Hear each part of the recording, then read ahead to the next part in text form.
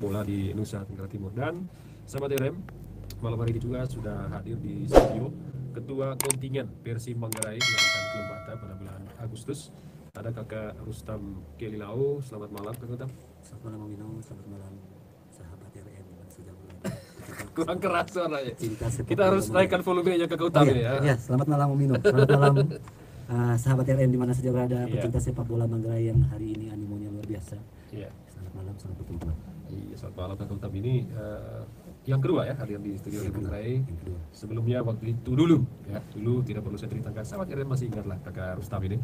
Dan Kakak Rustam, sebelum bicara soal bagaimana kontingen Persib Manggarai, sahabat RM di rumah juga mungkin ingin dengar 1 menit lah gitu cerita tentang pengalaman Kakak Rustam di dunia sepak bola ini. Oke, selamat malam. Sepak bola ini sebetulnya jiwa. Jadi ketika diberikan kepercayaan ini, dengan senang hati saya menerima ini karena memang hari-hari saya dari kecil itu memang sepak bola selalu ada dari kecil. Kemudian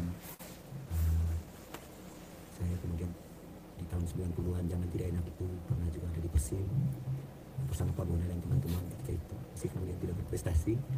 Lalu setelah itu kuliah dan di tempat kuliah juga bermain bola. Lalu kembali bermain di klub. Begitu banyak klub yang pernah ada di Manggarai yang pernah saya ikuti. Seperti Saya dulu pertama main dari POP. POP itu klub sepak bolanya Polres Manggarai. Lalu setelah itu saya sempat bermain di Satria Angkatan Darat.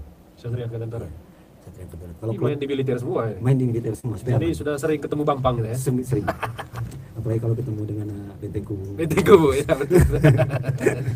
Jadi itu pengalaman dan lama kemudian tidak berkecimpung di bola, dan hari ini ketika diberikan kepercayaan dengan senang hati, lalu saya bertemu dengan Pak Agus, Mas Novel dan teman-teman, Pak Bona, Iya, guru iya. sekaligus teladan buat kami orang-orang di bawah sepak bola Manggarai. Ya, saya senang malam hari ini Kakak Rustam hadir karena satu lagi teman Mancunian ada di sini toh. Jadi kalau saya sama-sama pecinta Old Trafford ini. Iya, siap. Ya, ya Kakak Rustam, soal kontingen Manggarai persiapannya itu sudah gimana, persoalan atau apa gitu. Ceritakan sedikit ke pendengar radio.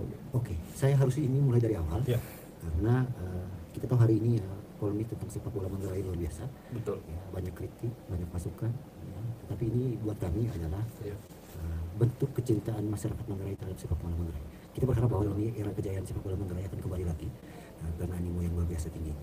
Nah, terus terang saja memang kali ini memang berproses, Berproses ya. cukup berproses, dan karena berproses itu dia sangat transparan, maka kemudian tentu saja menuai polemik. Jadi proses seleksi ini sangat terbuka untuk siapa saja, Ya. dengan batasan-batasan usia yang sudah kami tentukan dalam kriteria yang kami tawarkan. Nah, dalam perjalanannya kemudian cukup banyak tantangan yang kami hadapi karena begitu banyak kritik dan saran dari pecinta sepak bola Manggarai. Iya. Tapi itu saya pikir itu bagian dari konsekuensi ketika kami memutuskan untuk membuat seleksi ini terbuka dan transparan. Betul. Maka siap untuk menerima semua. Dan ini luar biasa karena kami sangat kemudian mengapresiasi semua kritik dan saran yang diberikan kepada kami, dan sehingga kami kemudian bisa kemudian membenahi, terus setiap hari membenahi tim ini menuju Eltari nomor ke-31. Ya. Kak Rustam, yang pasti kita akan berdiskusi soal itu, bincang-bincang soal polemik persiapan ya, masuk rekrutmen pemain. Oke. Mungkin belum saatnya. Paling mungkin yang mau saya tanya sebelum ke Kakak Bona ini, punya tidak target dari kontingen ini untuk pencapaian tertinggi itu kira-kira apa? Gitu. Mulanya tidak. Dengan ada yang ada. Mulanya tidak. Ya. Saya tidak cukup optimis ketika pertama kemudian dipercaya untuk mengurus ini. Tapi ketika saya bertemu Pak Bona, bertemu Pak Agus, bertemu Mas Nova, Coach Nova dan Coach Agus ini, lalu kemudian berada dalam tim yang sama bersama dari pemain, rasa optimisme itu ada pada akhirnya sampai dengan hari ini, dan kami cukup yakin bahwa ya kami akan penuhi beberapa target minimal Perempat final, semifinal, final, semifinal minimal itu tadi. semifinal minimal. Semifinal kali ini. Satu tingkat di atas harapan saya. Harapan saya tadi perempat final Kakak Bona ya. Kalau komposisi hari ini saya cukup yakin, mudah-mudahan tidak ada halangan. Semifinal ya. Semifinal, insya Allah kalau Baik, bagus luar final. Ini harus didorong. Luar biasa ketua kontingen, targetnya sangat tinggi menurut saya ya. Itu Kakak Bona, ketua kontingen bilang mereka semifinal. Saya mau tahu sampai hari ini Persib berada di mana soal prestasi. Kakak Bona bisa berbagi pengalaman kepada kami. tentang itu. Silakan Kakak Bona. Saya panggil kakak, saya punya bapak ini karena masih muda. Sangat muda terus Kakak Bona. Baik, Om Ino, terima kasih. Saya mungkin berbicara agak lama Ya. karena saya pikir ini kesempatan emas buat saya untuk datang di radio. Selama ini hanya dengar radio Silakan. dan nonton televisi. Yang pertama, untuk kita samakan pemahaman tentang bagaimana itu ASKAP, Ya. bagaimana itu Persim. Ya. Kebetulan saya ini menjadi pengurus ASKAP itu sejak tahun 2003. Betul. Saat itu Pak Maxing Keros sebagai ketua ASKAP, Ya. saya wakil. Setelah beliau diganti, Pak Putu, kepala dinas PU jadi ketua, saya jadi wakil. Setelah itu ganti oleh Pak Marcel Gambang, saya jadi wakil. Sampai saya berpikir, saya ini kok wakil Wakil terus. Setelah itu, setelah Pak Marcel Gambang diganti oleh Pak Wakil Bupati sekarang, Pak Heri Ngabut, Sebagai ketua. sebagai ketua ASKAP, saya sebagai wakil. Wakil lagi. Setelah itu ganti Pak Heri, diganti oleh sekarang Pak Saldi Sahadun, Saldi Sahadun. saya wakil lagi. Ya kalau orang bilang mungkin spesialis jadi wakil. Ada sebuah cerita yang saya peroleh dari seorang mantan ketua ASKAP. Mereka bilang begini, Pak Kris Rotok sebagai bupati waktu itu dia bilang begini, ketua boleh kamu ganti-ganti, Wakil jangan. wakil jangan. Kenapa?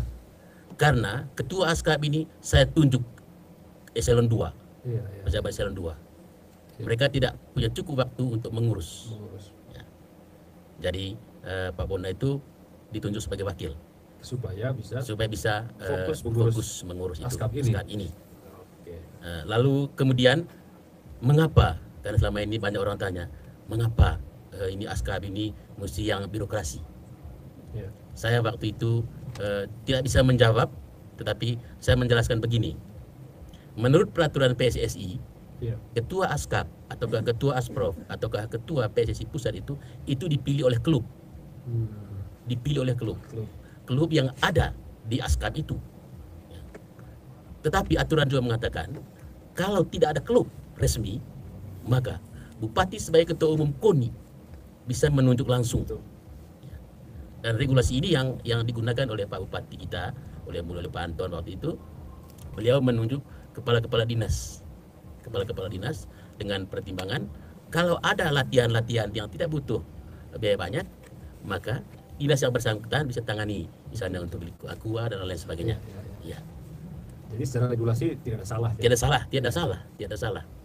Lalu kemudian 2 tahun lalu ASKAP pernah mengeluarkan surat untuk segera orang-orang ataukah klub-klub yang selama ini bertebaran di mana-mana mendaftarkan diri di ASKAP dengan menggunakan format resmi, ketua, wakil, sekretaris dan segala macam, dan stempel di bawahnya adalah stempel klub. Sehingga nanti klub-klub ini yang mengadakan kongres. Betul. Jadi PSSI itu mau dari pusat sampai ke kabupaten namanya kongres. Sedangkan yang lain-lain ada yang menggunakan muscap dan lain sebagainya. Betul.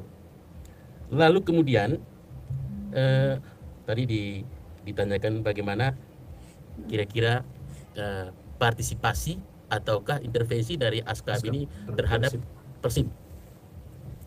ASKAP itu dia tidak punya uang, Ya. itu baru terus terang. Tetapi setiap kegiatan di ASKAP itu kita hanya mendapatkan dana hibah dari bupati Ya. libat KONI. Tetapi ASKAP selalu membuat proposal Ya. ke bupati libat KONI dengan nilai sekitar 300 atau 400 juta ke atas, yaitu untuk kegiatan Eltari misalnya, Ya. ataukah Gubernur Cup, ataukah Suratin Cup, Ya. begitu.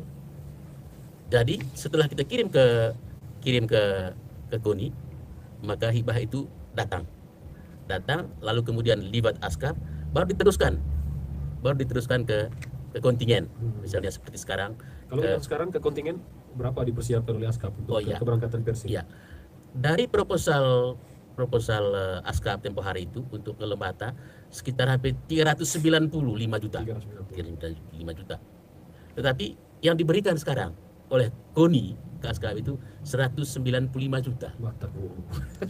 159. 159. 159. Tidak Dan sampai secara terbuka kami sampaikan kepada Om Rustam sebagai ketua kontingen dengan Pak Agus sebagai manajer, inilah uang, ya, inilah uang yang Askab dapat dari Iya. KONI. Ya, dari Sebelum kakak lanjut, itu saja yang dikasih sekarang, Bang. 159. itu saja yang dikasih sekarang. Kakak, saya minta share mic sedikit ke ketua kontingen ini. Saya tahu masih banyak kakak disampaikan oleh kakak Bona. Saya mau tanya langsung saja ke Kak Rustam. Cukup 159 juta. Itu tidak cukup. Berapa orang yang akan berangkat ini? Kami pastikan bahwa kami akan berangkat dengan komposisi pemain itu 23 orang plus pengurus 23. ya sekitar 12 orang. Wih, berarti satu orang itu tidak bisa dibiayai sampai 5 juta ini ya? Tidak, Wih, sisi foto kan Pak. tidak cukup, sangat tidak cukup, dan saya pastikan bahwa ini akan menjadi perhatian kita bersama. Lalu cari di mana itu uang, Ya, kakak Rustam? hari ini kita bangun komunikasi bangun kemitraan dengan beberapa donatur. Ya. Dan, mereka memang sedang kemudian juga menjanjikan akan menyiapkan dan membantu kami, juga teman-teman di DPR. Ya. Jadi, di samping juga kita sedang kemudian konsen untuk membenahi tim. Di lain sisi kami juga berfokus untuk bagaimana kemudian tim ini berangkat dengan dana yang memang cukup untuk mereka, terutama untuk adik pemain. Ya, artinya selama ini Pak Ketua Kontingen sudah berusaha lah ya, mencari tambahan di luar yang diberikan oleh. Sejauh ini ya, memang begini, ini yang perlu. Semua orang bisa ngurus bola, Ya, tapi tidak semua orang bisa dapat kepercayaan. ya, Lalu ketika mendapatkan kepercayaan ini memang tidak hanya bisa kita jaga dengan kemudian kondisi yang ada, tetapi memang hanya orang gila yang mau ngurus bola. kenapa begitu? Karena Tidak ada uang. bukan saja tidak ada uang, orang-orang yang maniak saja yang mau ngurus Iya, bola. iya, betul, Ya, betul. karena tentu saja banyak pembiayaan yang dari pribadi juga betul. Bagus saja sampai hari ini Om Roni, Teping, teman-teman Berarti ini pengurus. coach-coach ini terhadap tidak ada honor dong? Sejauh ini kami berpikir tentang keutuhan tim. Ya, sabar. Ini saya mau langsung ke coach lah gitu. Coach Nova deh. Coach Nova. Ini Ya. kita dinamis aja dialognya. Iya, santai ya. Ini kalau Bagaimana? tidak dihonorin, istri lempar pakai keyboard kan bilang di sini sampai di rumah. Ini bagaimana itu Coach Nova? Karena Siap nggak? kita ini hobi dan Hobi, ya? kebersamaan di tim itu ibarat keluarga saya atau kalau uang saya sudah setiap bulan dapat dari Iya. mengajar anak-anak itu kan kami ASN jadi tidak pernah kena krisis. Iya, Covid iya. pun ya setiap ini dapat. Jadi bagi kami pikiran sekarang itu bagaimana caranya mendapatkan Mengangkat prestasi. derajat sepak bola Iya. Pemain. Luar biasa Karena saya. itu kesempatan bagi saya. Betul, Ini betul. kesempatan pertama bagi saya untuk masuk di. Tetapi coach tetap musim. semangat mau ini ya, mau melatih adik-adik kita supaya bisa ke level yang ya setidaknya bisa mencapai target semifinal kata ketua kontingen. Amin. Ya bismillah. Luar biasa. Semoga target bisa terpenuhi nantinya Kak. Kalau masalah finansial ya kami tidak pernah ini Tidak pernah ini ya terlalu ini ya. terlalu Luar biasa sekali ya Coach Nova. Semoga itu juga spirit yang sama ya yang dimiliki oleh teman-teman lain, apalagi Pak manajer tim ya, para pemain, Coach Agus ya dan semua. Ini baru saya tahu ya, ternyata memang kita berangkat dari hobi dan kemudian mengharapkan orang yang punya hobi juga yang bantu dong. Baik, kembali ke prestasi tadi. Kakak Mona, tadi target ketua kontingen itu semifinal. Nah, prestasi, kembali ke prestasi lagi. Kira-kira dalam sejarah Persib yang kakak urus sebagai wakil ketua Askab, kira-kira sampai di mana? Sampai di penyisihan kah atau gimana? Silakan kakak Mona. Ya, setelah saya menjadi wakil ketua Askab sejak 2003, maka pada masa saya itu menggerai menjadi tuan rumah El Tarikat Memorial tahun Ya. 2005. 2005. Dan pada waktu itu menggerai juara satu Juara satu 2005 ya. di bawah pelatihannya Pak Sukron yang dibantu oleh Pak Agus Tandu yang sekarang. Ya, tepuk tangan lah untuk Persib Manggarai. Ya. Dan setelah itu pernah juga sampai dengan 16 besar semifinal, lalu kemudian pernah juga juara Pordafta. Juara Pordafta juga. Pordafta. Jadi itu prestasi yang pernah diperoleh selama kepengurusan kami. Luar biasa. Kalau yang sekarang targetnya kakak Bona untuk kan sudah kasih uang ini, Ya, setengah dari proposal. ya. Memang tidak banyak. Kira-kira targetnya diminta ke Pak Rustam? Kebetulan saya tidak minta ke Pak Rustam, tapi karena saya setiap hari Iya. hadir sama-sama mereka Latihan. di latihan. Wih, luar biasa. Kami setiap hari ya, biar orang bilang ini orang tua yang datang buat apa di sini. Tapi ada yang tahu ya, ini orang tua memberikan spirit Iya, iya. baik Senior. kepada pemain maupun kepada teman-teman pelatih. Dan harapan kami itu sama dengan yang disampaikan oleh ketua kontingen. Oh, semifinal ya, Semifinal. luar biasa. Saya pikir itu tidak muluk-muluk ya, tidak muluk-muluk.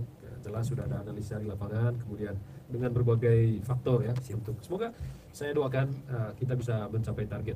Kalau misalnya lebih dari target itu kuasa Tuhan ya. Karena kuasa manusia itu sampai di 159 juta. Baik, sahabat Radio Manggarai 88,0 FM media kita.